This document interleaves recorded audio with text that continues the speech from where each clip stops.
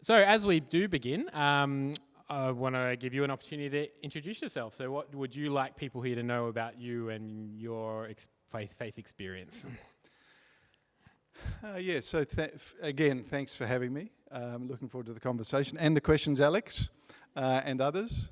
And I'm completely unprepared, and that feels good. I'm usually asked to come and give a lecture or do a sermon or something. It's lovely just to come and have a conversation. But Adrian did say he'll ask me a bit about me, and I didn't even think about that. So this is just off the top of my head. Sarah and I have 4 children, and so the joy of my life sits in that space. They're all in their 20s and at various stages of studying or working, so that's a little part about me. I grew up in a family that was Methodist and then Uniting, and very engaged in the life of the church, but invitational to us about how we were involved in the life of the church. So I feel very thankful to have had parents who are deeply faithful people, but I felt that and knew that and was invited into that, but not required into that. So I grew up in the life of the church, and should I give a long answer or a short answer to this question? I'm conscious there might be lots of questions. Middle. Middle. So anyway, grew up in the life of the church, loved history, went to university and studied history. 2 things happened to be at university. I was quite involved in what does it mean to try and make the world a better place. And I was fortunate in my early 20s to hear Nelson Mandela speak here in Sydney. And whatever those life-changing moments are, that was my one. So I'd been involved in the University Labour Club and the this and the that and all that sort of thing, thinking how are we going to make the world a better place. And then I heard Nelson Mandela speak about the way in which the church had played a role in transforming South Africa. And that was kind of, I don't mean to say a lightning bolt from the sky, but it was my moment. And I thought, maybe I'll just explore what it means to work within the creature that's called the church to try and make the world a better place. So that led to theological study and to ordination and a life in ministry and education. Cool. I should have mentioned before I started asking Peter questions, bathrooms at the back, if anyone needs a bathroom throughout. In terms of the structure, we are going to keep this fairly casual. I've got a few questions to lead in for Peter before I hand over to you. We do have coffee and tea and some food over here. Feel free to get up and grab something. We are also recording this session for people, so people who can't be here can have a look at it as well. So when it comes time to questions, we'll have a microphone that we might ask you to use, just so that those others can hear it on the recording. An easy one to start off with. Why is Jesus important? Why would you be happy to talk about Jesus in a session like this? Yeah, good. So in some ways linked to what I said a moment ago, that experience hearing Nelson Mandela led me to explore, and I'll just use a general phrase, it'll mean something to you all, I'm sure, explore liberation theology. What it means to look into Jesus as one who leads transformation and liberation. And continuing with the South African theme, I read a book by Albert Nolan that some of you will have encountered called Jesus Before Christianity, The Gospel of Liberation. It's sort of old news now, but it was pretty significant at the time and still worth a read. Albert Nolan, Jesus Before Christianity. And I began to understand Jesus as not the sort of, lamb over the shoulder, Californian hair that I met in Sunday school, but actually someone who was focused on the liberation of those who were oppressed. And that, because I'd had a kind of a background, again, I'm sort of giving a few cards away here. My family were sort of Methodist, fairly poor, inner working class. My great uncle Frederick wrote a book called The Golden Heart of Labour. And so we'd sort of family with a sense of commitment to what it means to sort of try and lift up folks or be part of liberation. So Jesus to me became real and followable when I began to understand that here is a figure who is a liberator. I think that ties in nicely to sort of the first question that we had from one of our congregants last year, and that is to ask, what would Jesus say if he was living in our world right now? Who would he be ministering to? Yep. So, always find it good not to presume to know what Jesus would say, but I love the question. But what we can do is begin to just sort of curate, so to speak, and cultivate and gather from the Gospels a sense of what Jesus would have been committed to. And you're right, Adrian, actually it does tie well into what we've just been talking about, that if Jesus were about and present in a public way and ministry today, I haven't any doubt that the pattern that we see in the Gospels will be followed today, which is that Jesus would be sitting in the gutters with those who are struggling. Jesus would be fighting for liberation for those who are oppressed. Jesus would be lifting up those who tend to be downtrodden. And this is a group of people, I'm sure, who can just easily bring to mind the kind of settings that we would find Jesus in. And it's not rocket science. You read the Gospels and you see where Jesus is, who he's with, what he's doing, and then begin to think, in our context today, what would that look like? If I was writing a gospel today, who would the characters be in that village, in that city, in that scene? We populate what the ministry of the church needs to look like by doing that, actually. When we begin to say, look at the Gospels and think about who would be the characters of the world today that Jesus is reaching out to, who are touching the hem of his cloak, who is rubbing eyes, who would they be? And then actually we begin to see what the ministry of the church needs to look like. Yeah. Slightly different question for our second one. And it's around the idea of the centrality, I guess, of Jesus within the Christian faith. And the question is it okay to share the podium with people of faith from whom Jesus is not their way or not the only way? For example, agnostics, Baha'i. So a sense of, I guess, drawing on the exclusivist position of Christianity that's often been taken, that Jesus is the answer, Jesus is the only way, everything else is wrong. What does that look like in today's world? Is that a falsity? How do we understand that? Well, to answer the question directly, yes, it is okay, in fact, good to share the podium. So I'm imagining someone there in a setting where is it okay actually to be engaged with and sharing the space with people of other faiths? Absolutely. And this could turn into a long kind of conversation, even just around this question, couldn't it? Firstly, permission for that comes from Jesus in the Gospels. Jesus shares the podium. Jesus is not one who's unwilling to learn and engage. So the classic example of that is the Samaritan woman at the well. And indeed, the Hebrew Bible is full of examples of Gentiles who are become instruments of God's will and work in the world. Job is a classic example of that. So the answer is yes, it's absolutely okay to share the podium, in fact important and right to share the podium. Also, I'll just make a personal observation here that, without wanting to get too philosophical about it,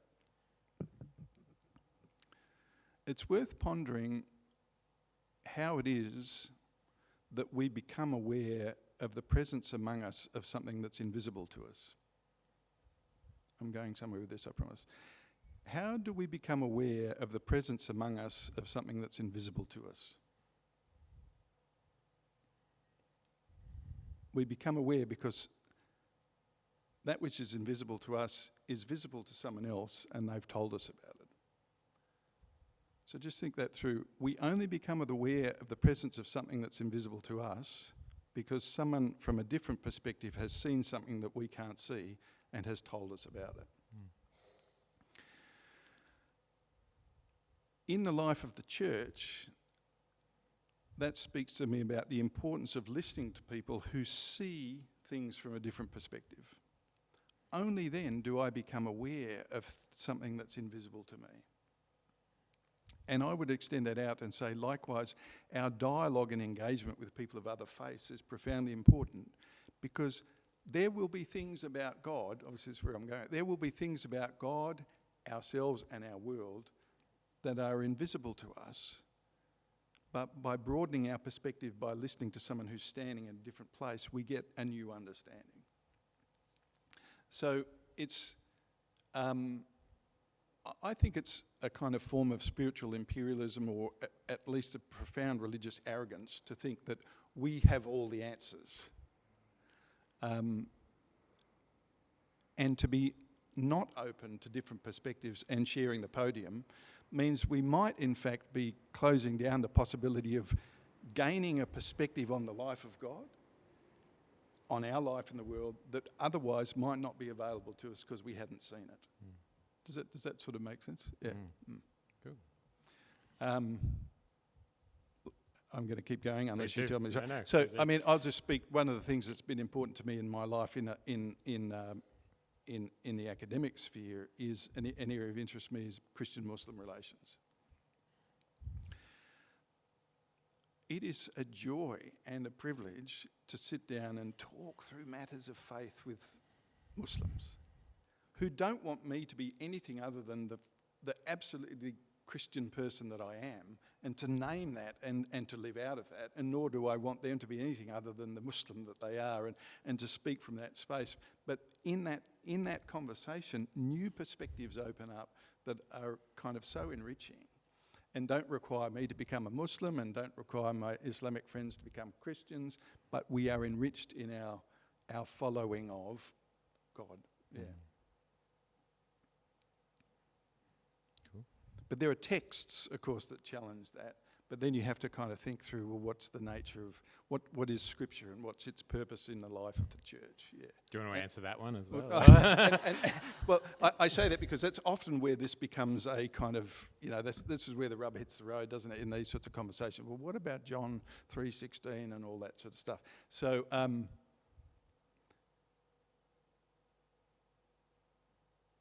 I mean, my answer around the Bible is that faithful interpretation of the Scriptures is a responsibility of the church. Faithful interpretation of the Scriptures is a responsibility of the church. And if we are not faithfully interpreting the Scriptures, we are not being the church. And those two key words are faithful and interpretation. That we are the holders of a gift, the unique prophetic and apostolic witness that is the Scriptures of the Old and New Testaments, as we might call them. We are the holders of that extraordinary gift. But it is not a closed revelation. And if we presume it's a closed revelation, then we're not waiting upon the Holy Spirit. We again, I think we've slipped into an arrogance. So we are faithful to something, but we are also interpreters of it. Because unless we're interpreters of that gift, then it doesn't become a living word for the life of the world today. And then we are not bearing witness to gospel and bearing witness to good news. We're not bringing to life the story that is the purpose of the church. I mean, the church exists to maintain a story alive in the world, to maintain a story alive in the world, a story of hope. And unless we are interpreting the Bible, the Scriptures, for Leichhardt, then it's not a living word, Adrian. And that goes to all questions in the life of the church, doesn't it? But even the one we're talking about now in terms of other faiths. Well, how does the Bible? How am I to interpret that word faithfully for the life of the world today, which is so transformed and so different from when Jesus dusted his feet in Palestine? Yeah. And if that conversation around biblical interpretation is sparking things for you, then you'll need to join us for our August Sunday sessions, where we'll be joined by Reverend Dr. Beck Lindsay, who will be talking about biblical interpretation. Beck's done her PhD in Ruth, I believe. Is that correct? Yeah, so in the Old Testament, but has a long history. That's good news, because you've got better answer coming in August. Yeah. But let's turn our attention back to Jesus. What questions do we have in the room? What would you like to ask Peter? Radek has the microphone. Oh, you're going to do the I'll first kick one? it off, and then, the next hour will be Alex's, I think. Poor Alex. So, in traditional communion liturgies, the presider will often tell a version of a story, right? So often it will include creation and fall, and then prophets coming to try and lead people back to God's way, and la la la. And then often it's said, in the fullness of time, God sent Jesus as one of us, as the Christ child. I'm wondering what you make of the idea of the fullness of time, or the time in which, as the church understands it, God entered humanity in that particular way. Like, why then, I guess is my question. Yeah, so in the fullness of time for me is not so much a chronological statement, but a kind of a kairos kind of statement, I think, Rads. That's my answer. That in the fullness of time doesn't necessarily point to a particular chronological moment, although it does. But in that liturgy, which has a cosmological purpose, which is a doxological kind of moment, it is a kairos kind of statement. In the fullness of time, which is this time, this place, the one who is bread and cup comes. So that's how I would interpret, hopefully, faithfully, that moment in the liturgy. But I do think, I think it's a really special question because it also points to the fact that we're talking about a historical character here. You know, we are, aren't we? And in Christology studies, that is studies around Jesus the Christ, the question of history and interpretation and history and time are big. What does it mean for Albert Nolan, for example, to write a book, as he did, which was very influential on me, about Jesus before Christianity? What he's saying is, well, there's a Jesus we can get back to there. If we peel back the layers of historical interpretation in the Gospels, there's a real person there. Maybe we can reach him, and then we'll find the real Jesus. So there's a lot of scholarship around, as you know, there's a lot of scholarship in Jesus studies around trying to get back to the real Jesus. And it's important to name that we're talking about a historical figure. But that in the fullness of time, to me, is a kairos kind of statement. Yeah. I can preach sermons after every question, so just in that, I can hear myself getting worked up there. So just, Adrian, you're in charge, and tell me to stop. Worries. Yeah. What else would we like to ask? Alex has the microphone, so we can start there. I'll ask one. I'm on. Great. Well, I'll lead from the top of the list. So, we talk about Jesus as being, Jesus Christ. And when I was young, I thought that was Jesus' name. Jesus, first name, Jesus, second name, Christ.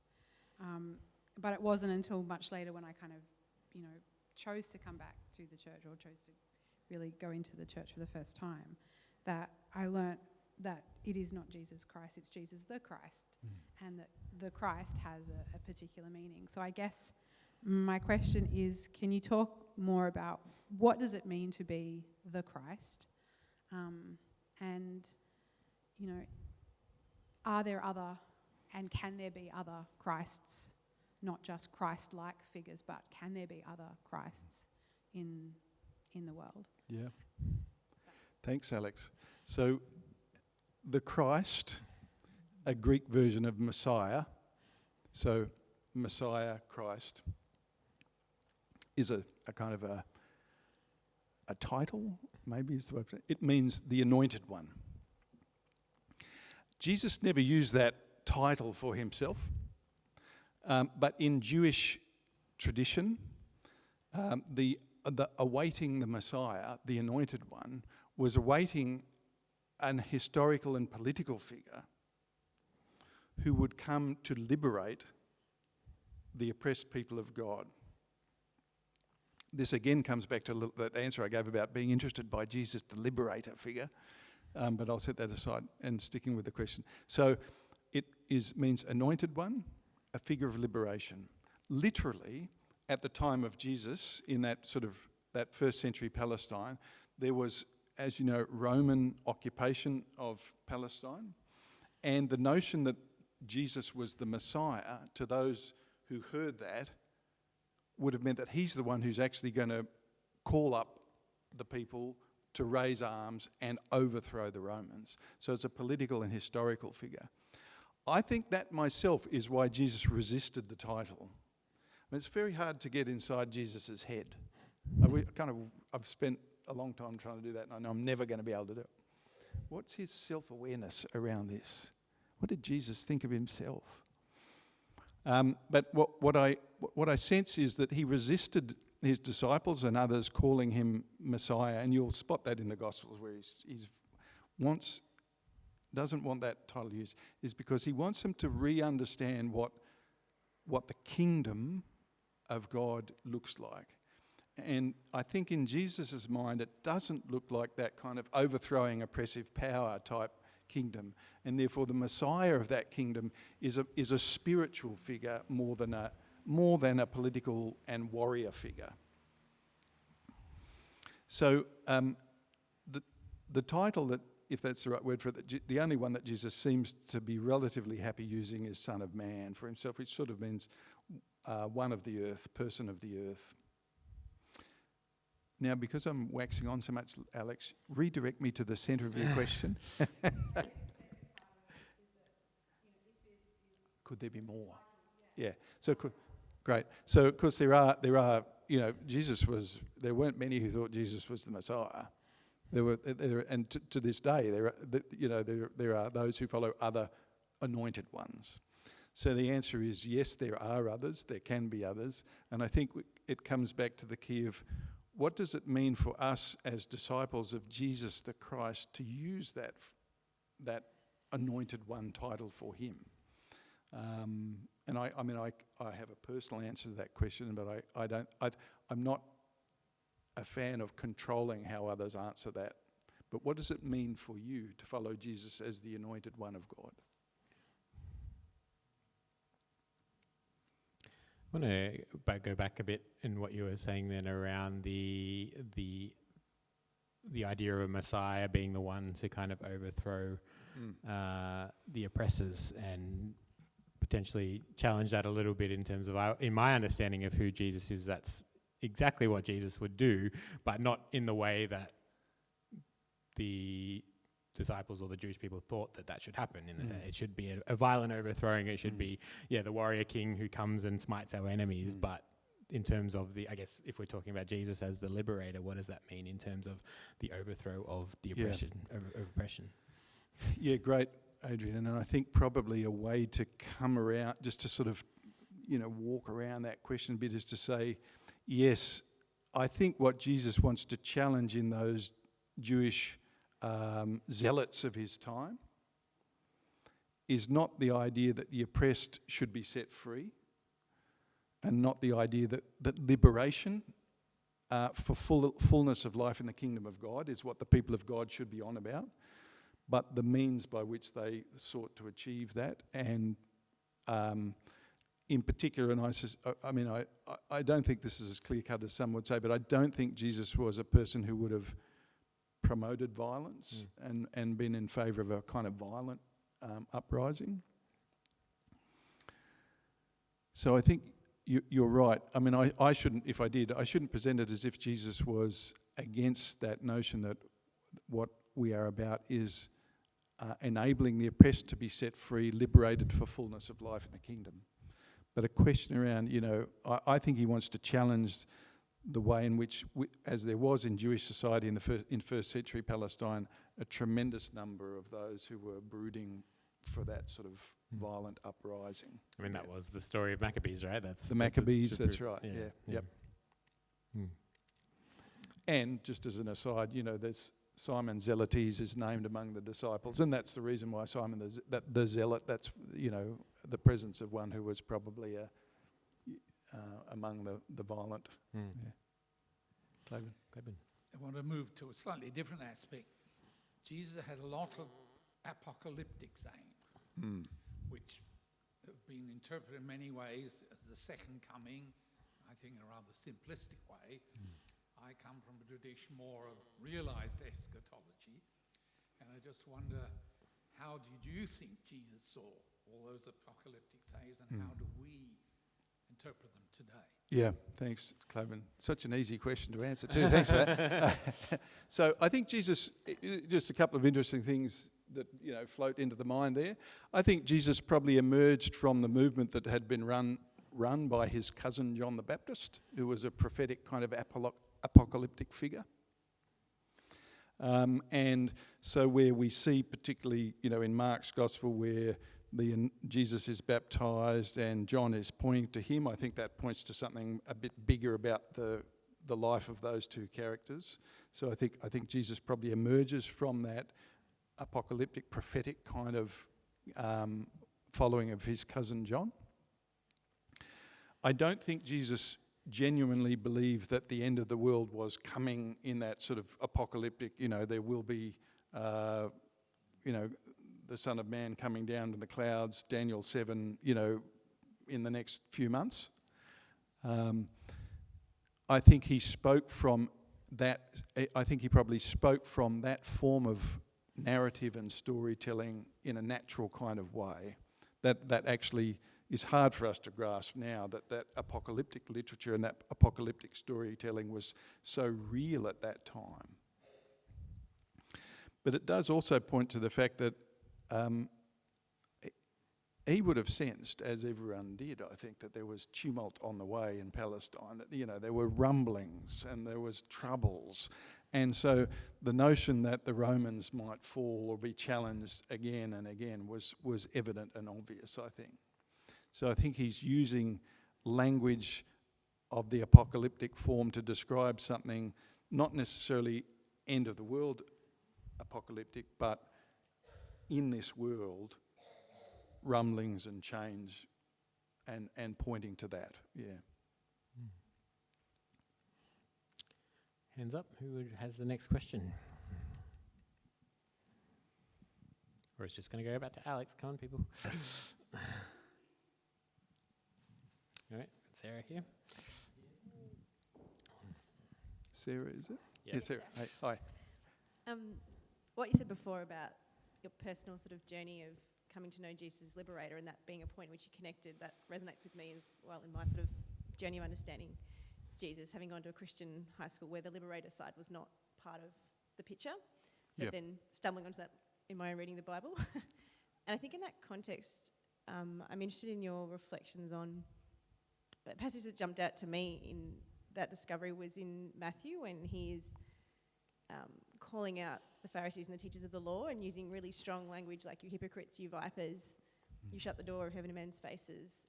And it struck me as Jesus is angry and maybe even a bit like rage, never violent, but there's a really directed anger there. And what struck me was that in all my reading of the gospel, he reserves that anger to be targeted at the teachers of the law, the religious leaders. He doesn't use it on the people, the sex workers or the people who are looked down on by society. He targets that anger. And I just was interested in what you take from that, or what you think that says about his focus. You love that question, Sarah. Thank you. So, interestingly, I don't think you can understand the Gospels until you come to grips with that debate between Jesus and the Pharisees that you've named. So thank you so much for naming it. Because firstly, it points to the contest within Judaism at the time, or a contest within Judaism at the time. So a way of understanding it is to say that in the church today, the global church, there's fractiousness, there's division, there's different interpretations, and we've kind of gone to it on steroids, sadly. But in the first century Judaism, there are these different groups understanding Torah, understanding law, and the way to live out law differently. So I think there's very definitely a kind of a contest to be spotted between the Pharisees and Jesus. And it is around, I think, a literalism and a greater freedom around what it means to live the law as represented in Jesus. I'm generalising, but I think it's fair to do that.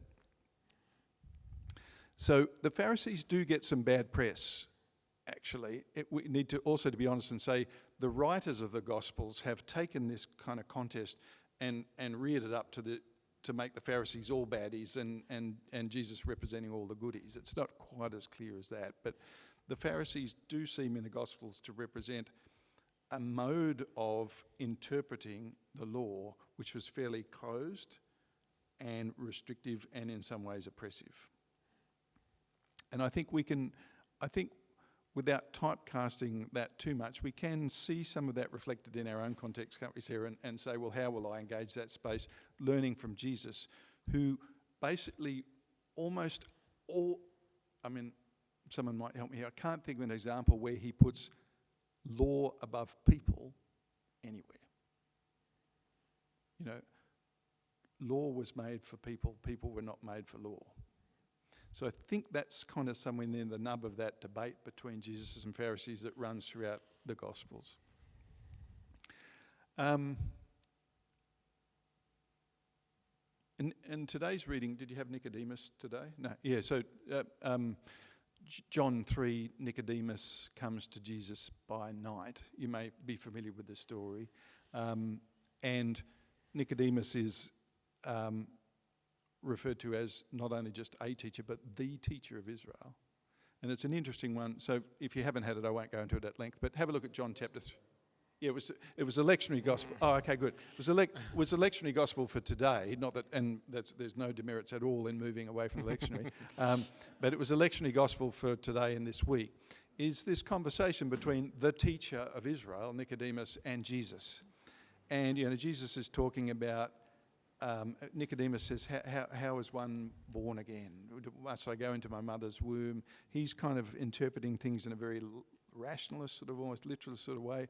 And Jesus is talking about the Spirit as the wind, it blows upon you. And so there's this complete, you know, just they're not hearing each other. One's one's legalist and one's kind of Spirit-led. That's in my, hopefully, somewhat faithful interpretation of that encounter. Nicodemus is in the dark. He comes to the light. Yeah. And Corbin preached brilliantly on that at Haberfield this morning.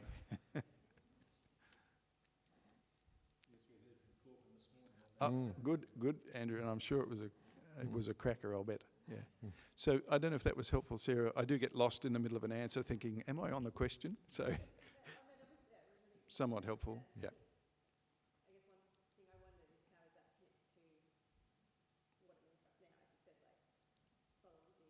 Yep.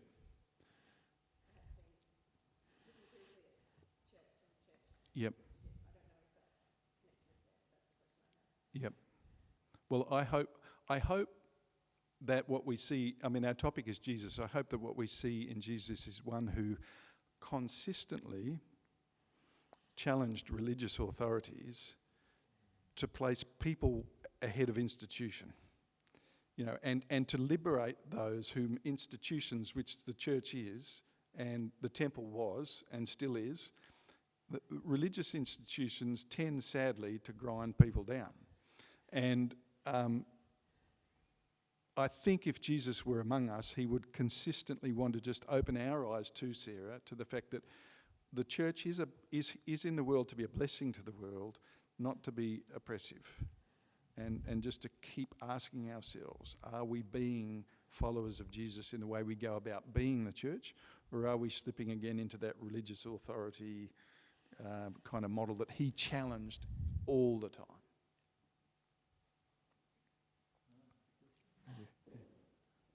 Thanks, Peter. We oldies, I'm there too. Wonderful to see so many young people here today. We oldies tend to get, well, I'm speaking for myself, get a bit depressed about the influence in society of Jesus today. I'm interested in your reflections on that. For instance, just a simple example, when you have, like we had, sadly, there was a death of someone in the armed service or something or the other, or the police force, and everyone said, we keep you in our thoughts. But it used to be, 10 years ago, thoughts and prayers. So it looks as though the influence of the church, I'm talking about the church even more than Jesus does, but you see what I'm getting at? It looks as though there's a sort of decline in that in that influence of Jesus in that regard, being pushed to the sidelines a little bit in society. But it's great to see so many young people here today. It's a sign of hope that the life of Jesus will not be forgotten in our world, in our increasingly secularized world. Yes, I've come to think about a few things, or I'll just name a few things that come to mind, Andrew, is that I think we're being taught humility. I think we're being taught as church humility by the fact that we are in society not being given a place of prominence that we might have thought we had and should have. I'm not saying you're saying that. I think these are just personal reflections following the Royal Commission and the evidence of the ways in which the church has consistently abused the trust that's been placed in it.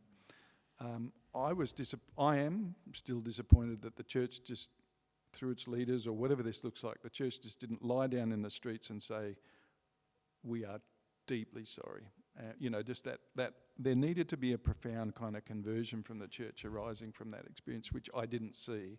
I did see footage on the news of church leaders in the Royal Commission offering prepared statements about how sorry they were.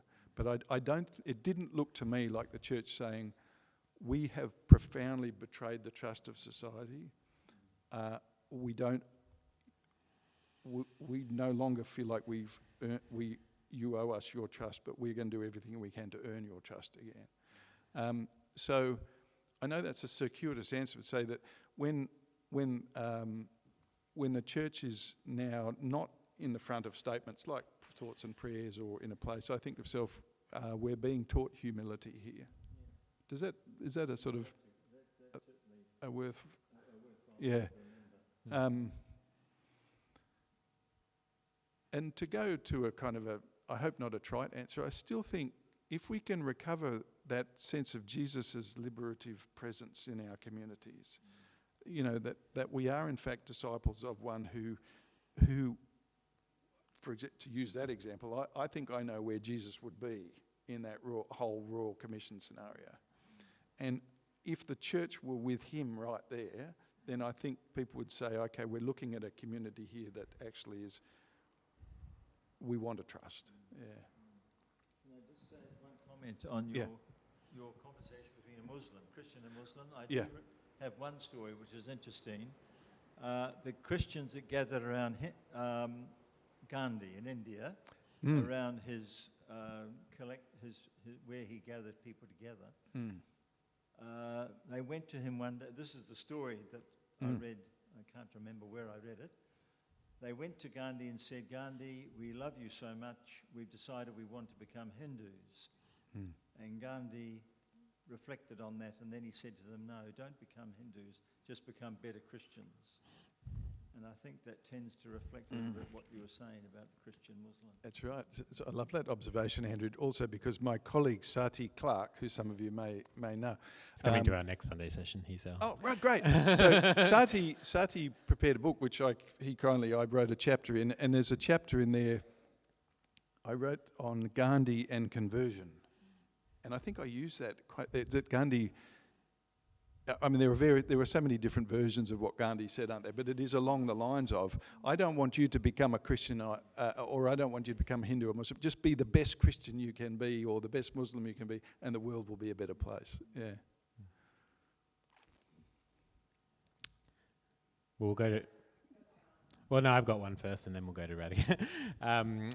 When I was doing my Bachelor in Theology in the aptly named Jesus the Christ subject, I remember my final essay question is one that's probably one of the few actual essays that I can remember, remember the question of, and the question was, what was the significance of Jesus's maleness? How has that been understood and used in the world? And that, I found that a really fascinating and challenging thing to explore, and wondering what you think about. Yeah.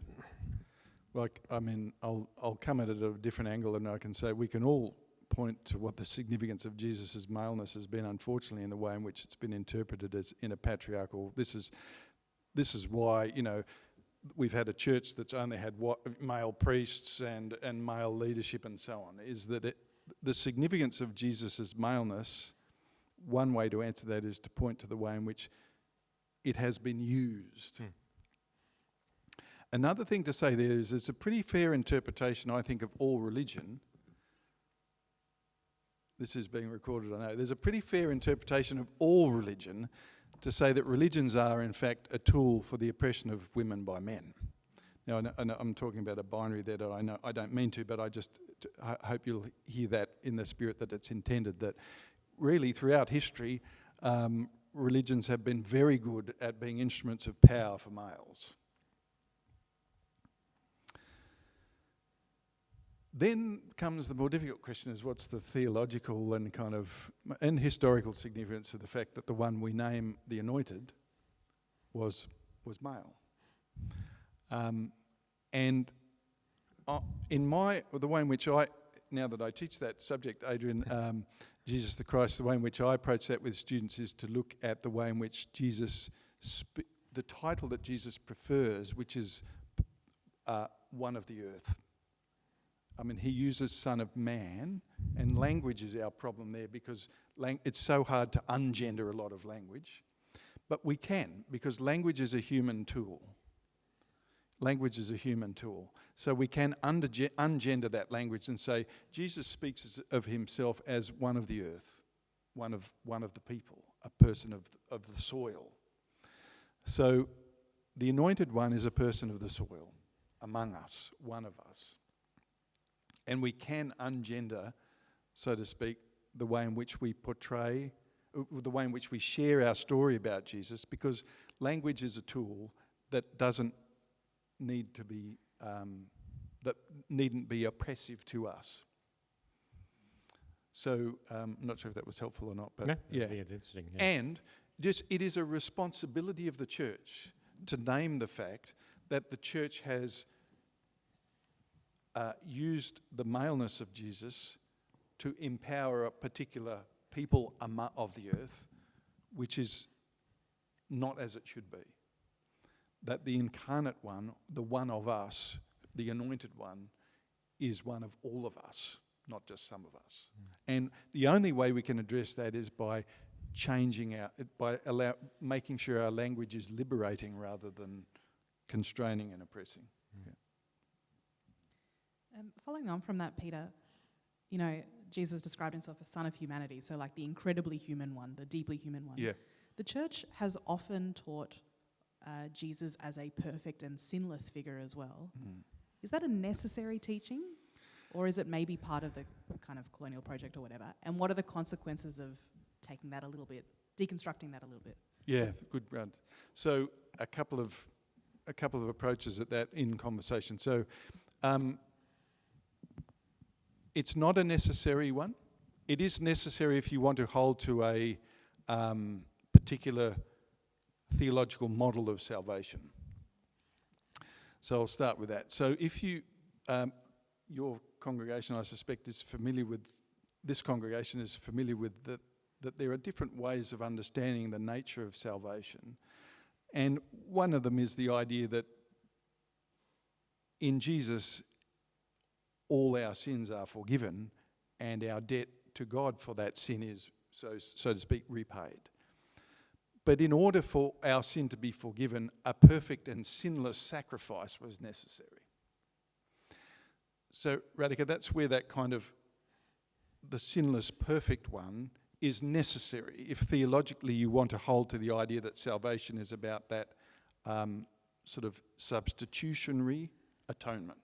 He is a substitute for us, and a perfect and sinless substitute, which means God was willing to forgive. The thing to bear in mind there is there are, anywhere between 3 and 9, depending on who you're reading, and anywhere between 3 and 9 different kind of theologies of salvation or atonement that are faithful interpretations of the scriptures. So it's not necessary there.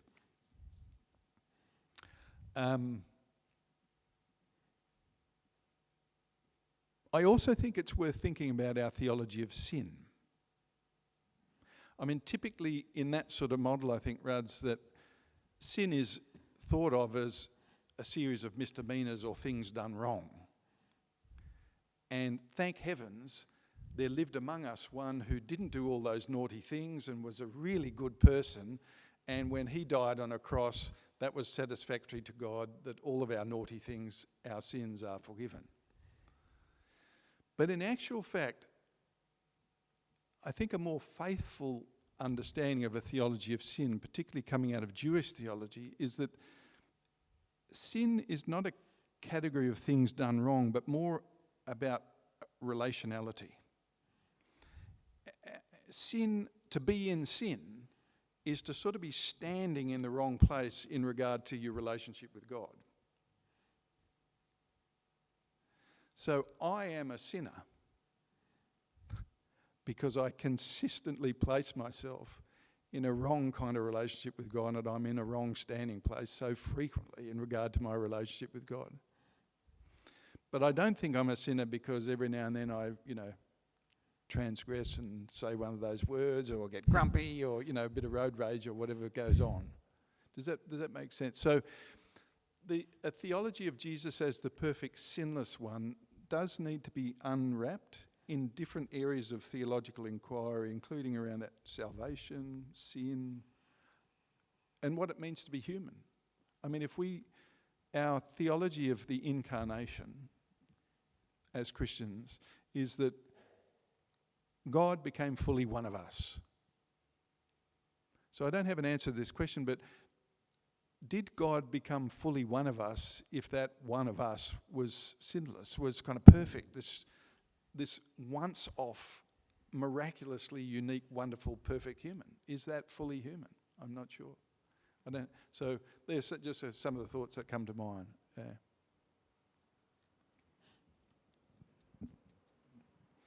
Alex. Hello again. Go, Alex. Yeah. I actually don't really know which question that I want to ask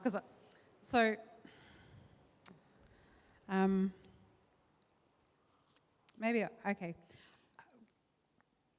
Actually, no, I do want to ask this question because sometimes I fear that some of my questions about Jesus are not as theologically based because, coming to the church late meant that I have my role now is to do a whole lot of unlearning of all of the assumptions that I had for a good, 40 years of my life, being a spiritual atheist and a non-believer.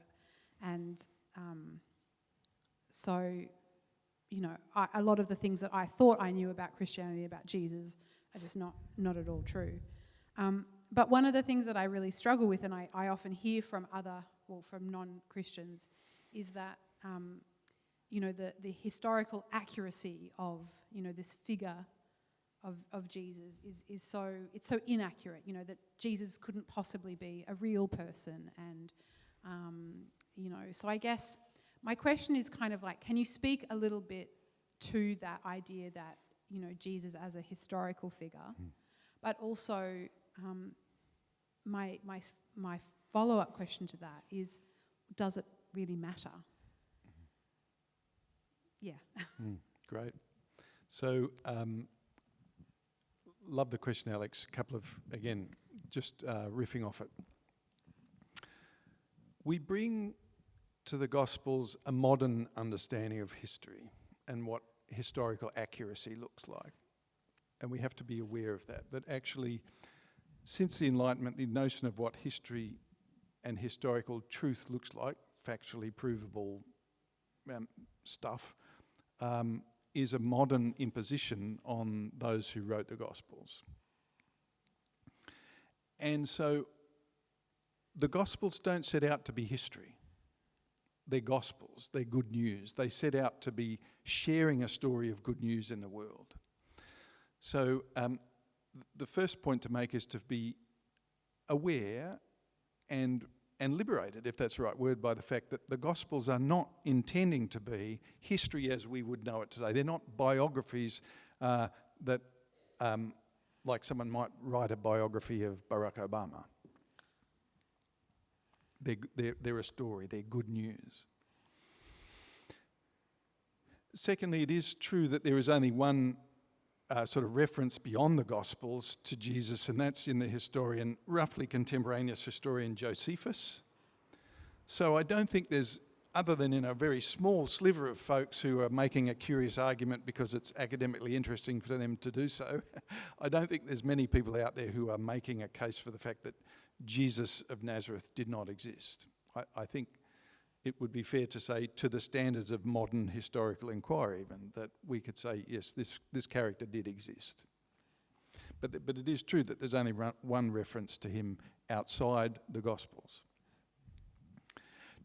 On that point, it's worth noting that we have 4 canonical Gospels, Matthew, Mark, Luke and John, but there are many other Gospels. There are many other Gospels written about Jesus. So in a sense, that adds a bit of weight to the fact that this was a known character who many people told stories about, heard and spoke of. So yeah, bear in mind that we bring a different understanding of history to the Gospels because we're modern people. Yes, there is only the one reference, but I still think Jesus was a historical character and most would support that. I think then the third element was, and does it matter? Have I missed anything along the way? Yeah. I think it does, and I think it comes to the idea of something pretty distinctive about what is the story that we want to be able to share with the world, and it is that very incarnational nature of the story of the Christian gospel, which is that that God became one of us. And that could be interpreted expansively, in that God is among us. God one with us, one of us, among us. So I'm going to be at the edge of heresy and say there's a way of understanding our incarnational theology that says that in this one Jesus of Nazareth, God became one of us. And there is also, I think, a faithful way of understanding that incarnational DNA of Christian theology, which is to say, and not just that one, but in fact among us, within us, for us now, among many of us. So I think if we lose the historicity of Jesus, we lose something important about the incarnational message that Christianity has to share with the world, which is God is among us.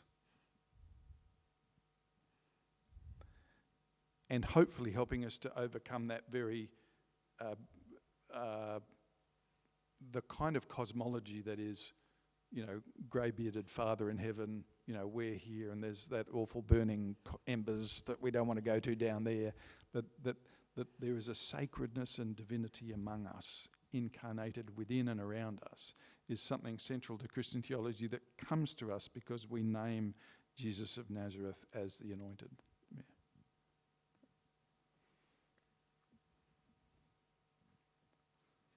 Other questions? I'm impressed. Ellie, you've been nominated apparently. This is I great. do, and I hate that Rads can read my mind from across the room after not seeing me for a month. To circle back to the question of Jesus' sinlessness, what does it do?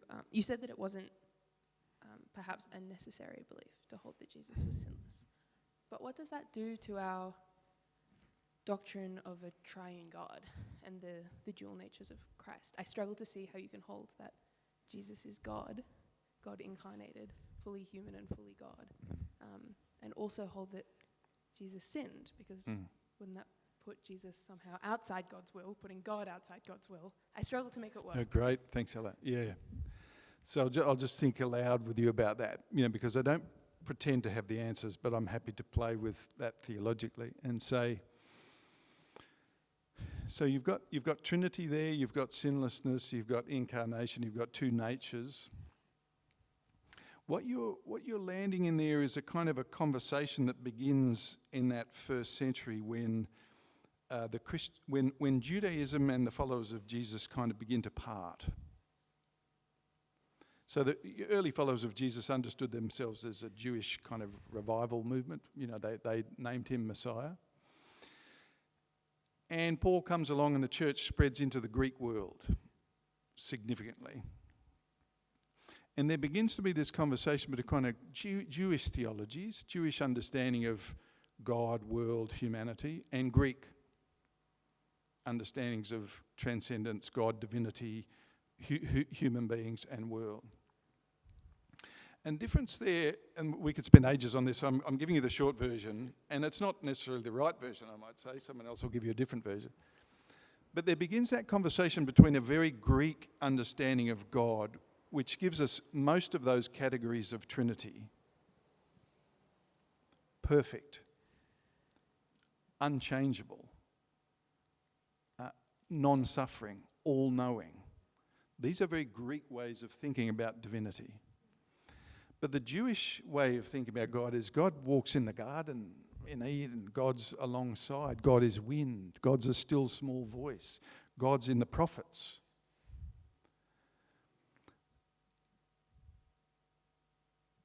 To decide, I think there's a challenge for us to think about where we're placing the balance of our feet in our thinking about as Christians who inherit both those traditions, both the Greek and the Jewish. It's there in the New Testament and indeed in the Hebrew Bible. Will we have a message about God which is sinless, untouchable, unsuffering, unmovable, perfect? Or will we have a message about God who is feet on the ground in the garden with us, suffering with us? And for me, I think there's something important about, I'm not calling us to reclaim it, far better people than me are doing that and naming that, but just re-understanding again the Jewishness of Jesus and the Jewishness of the early Christian movement and what it looked like for it then to sort of begin to adopt from Greek culture thinking about God, which was a bit alien to that way. Now you are going to remind me of the core of your question, because I've wandered around it, I hope, and given something, worth pondering, but you were a bit more precise than that, weren't you, Ella? only in that, I guess the thing that keeps me, I guess, tethered to the idea that Jesus is sinless. Of sinless, yep. Is less the penal substitutionary atonement stuff and more that the historic Christian belief that Jesus is God, and thinking about sin as something that is not necessarily, when you swear at a driver or whatever, but there's something that is outside of God's will. Yes. Like the original word, that missing the mark, right? Yes. Of God's will. And I struggle to conceptualize how someone who is God, who is fully God, as we, say in our creeds and stuff, Yes. Can act or be in a way that is outside of God's will and nature.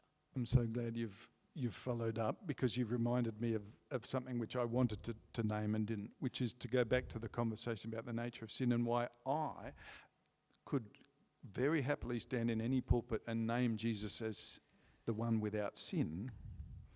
And it is because I think a better framing of an understanding of sin is around standing place and relationality to God, rather than a set of misdemeanors.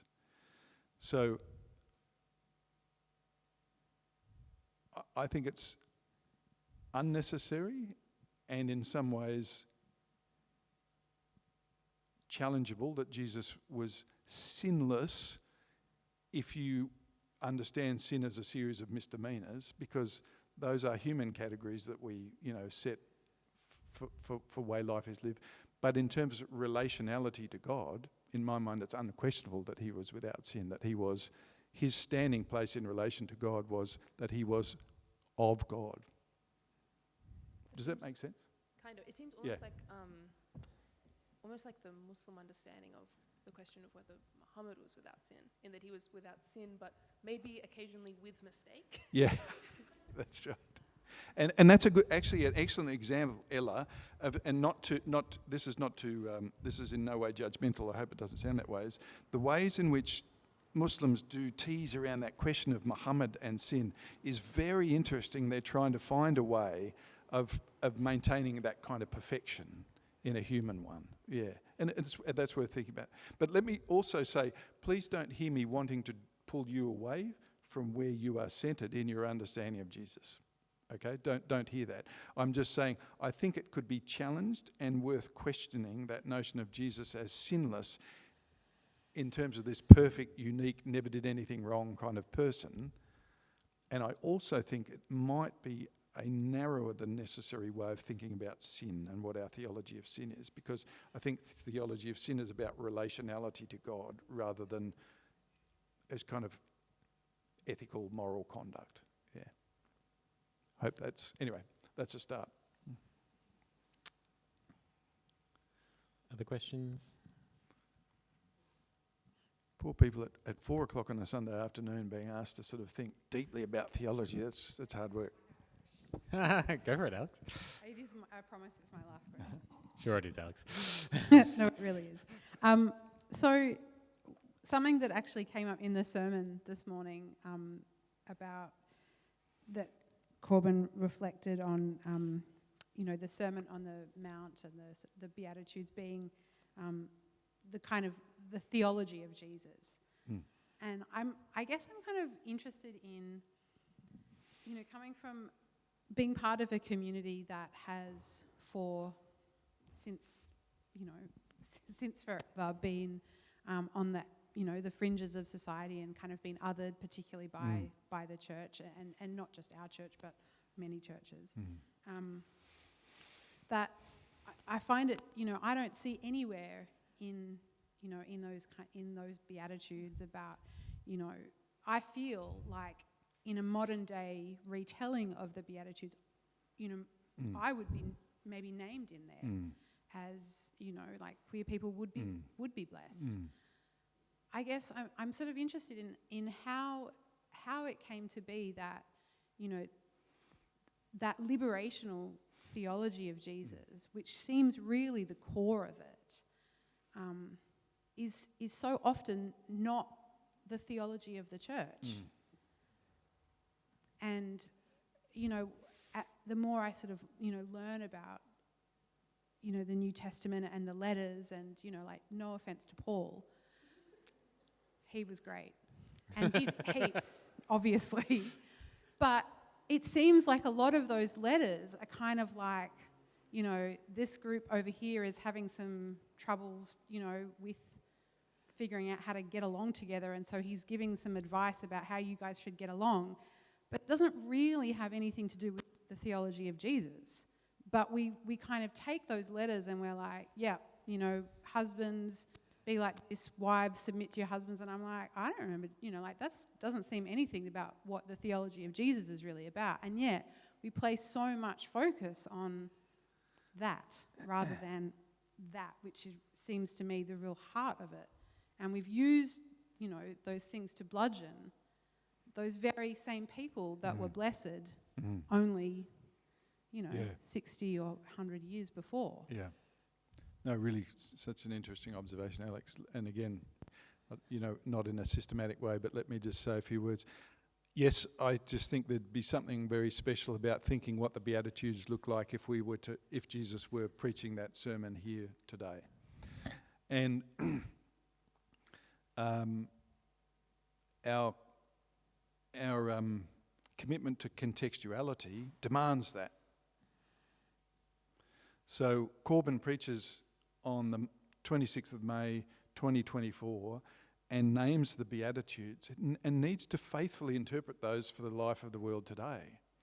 And what were they? There were statements about those who had been browbeaten and sunken over, and how they are blessed.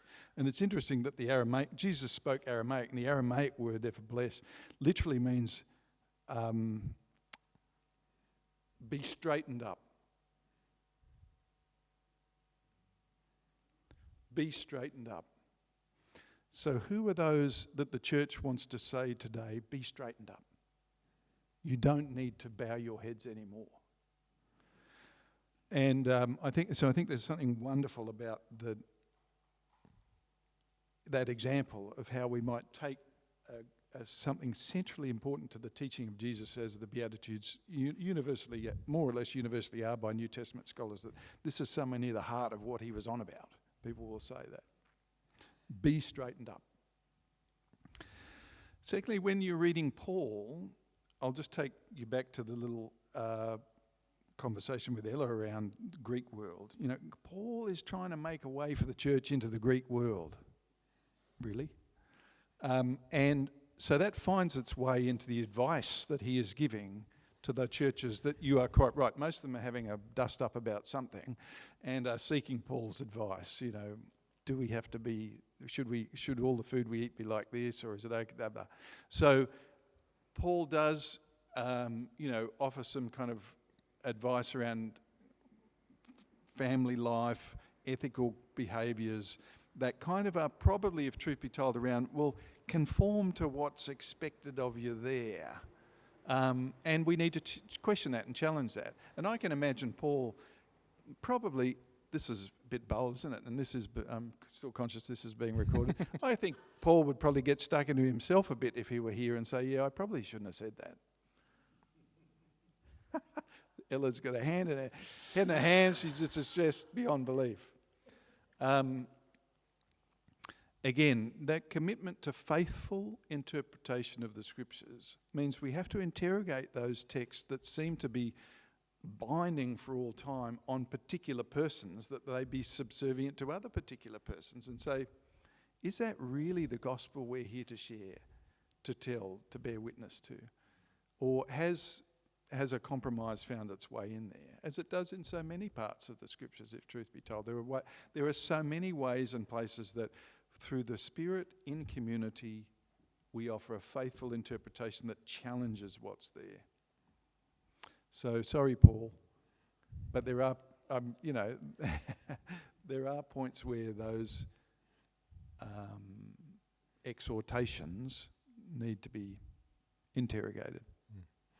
And I think it is a good question to come back to the week when we talk more thoroughly on biblical interpretation, because of, in doing the Colossians class with some of you at the moment, sitting with the idea of the letters of the New Testament, we're reading someone else's mail. That's what we're actually doing. This is something written by someone for someone else, and we happen to have it. How we engage with that has got to be different to then this is shined upon us from God for our instruction of all time. That they're two very different ideas around. And it's worth saying, isn't it, Adrian, that Paul would have no sense when he wrote those letters that we'd be here in Leichhardt in 2024 referring back to them. That's the honest. He would not have imagined that. Now, of course, think about what emails or letters you've written in the past, and that someone is holding those now up as the pinnacle of truth. Yeah, that's fun. It's over here. No one comes to the Father except through me. Now, the problem with John's Gospel particularly, like we've just finished going through a lot of his last 5 chapters or so, the text is almost all in red. Yeah. You know what I mean? Yep. So they said this is what Jesus said. Is it the fact, what did Jesus actually say? I'm sure the Beatitudes. I haven't got a good understanding of it, but can you help me? What are the scholars now saying, what Jesus said? And what was said about him in the Gospels. Yeah. So, thanks, Andrew. And John's Gospel, as you probably know, is the last of the 4 canonical Gospels. You know, really, the consensus is that it was the latest of the 4 to be written. It probably represents as it were, a recording of the teaching and preaching of John, who would have formed a community around him. And it's probably toward the end of his life or after the end of his life. So just imagine this might, when you have a person who, maybe a grandparent, or in my case a father, who nearing the end of their life, you say to them, let's make sure we put all those stories down, Dad. Don't want to lose those stories you've been sharing. Let's write them down. And if you've ever done that with a member of your family, that's sort of what might have happened here. Is the disciple John, having formed a community around him, perhaps in Ephesus. And this is the community's recording of his preaching and teaching among them. So John is, and again, that's a generalization, of course, but anyway, and John is conveying to that community Jesus's teachings, but they're coming through John's mouth and in various other ways, third, fourth hand stuff. So we need to keep that in mind. John's gospel is also quite different in its nature from Matthew, Mark and Luke. And John's gospel, there are various ways of understanding its structure, but certainly what we have in that long patch between about chapter 7 and, right through to the crucifixion really, is a long kind of final statements of Jesus to his followers. And within that is the statement, no one comes to the Father but by me. I think, Andrew, we probably have to understand that statement within the context of this tension, which by that time had become quite febrile between synagogue and church, between the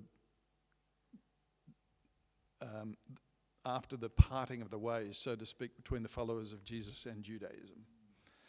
So there is this tension about how do you get to God? How do you get to the Father? Do you have to become a Jew first and then become baptized? So we're sitting in the middle there of a particular tension between, this again is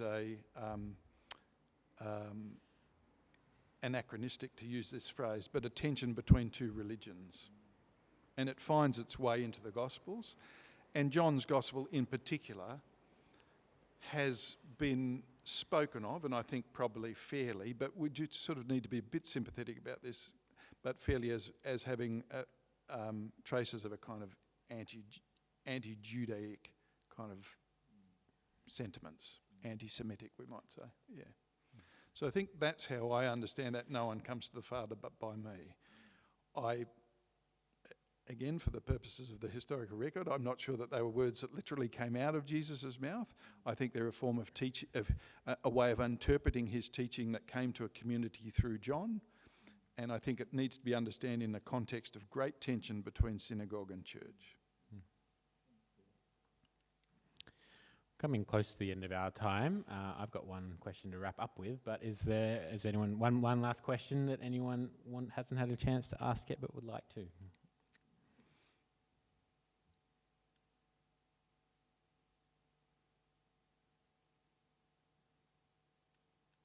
No? All right, that means you get more time on my last one then. You get the last one. And this is not, again, this isn't mine, this is one that came from the community but seemed appropriate to end on today, being Sorry Day for what it is. What do you think Jesus would say if they were here in person in response to the circumstances of our First Nation people?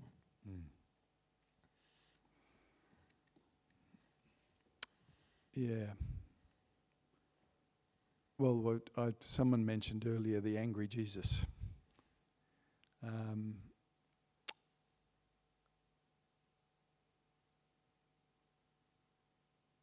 Yeah, that's a short answer, isn't it? But I'll try and say a bit more. I think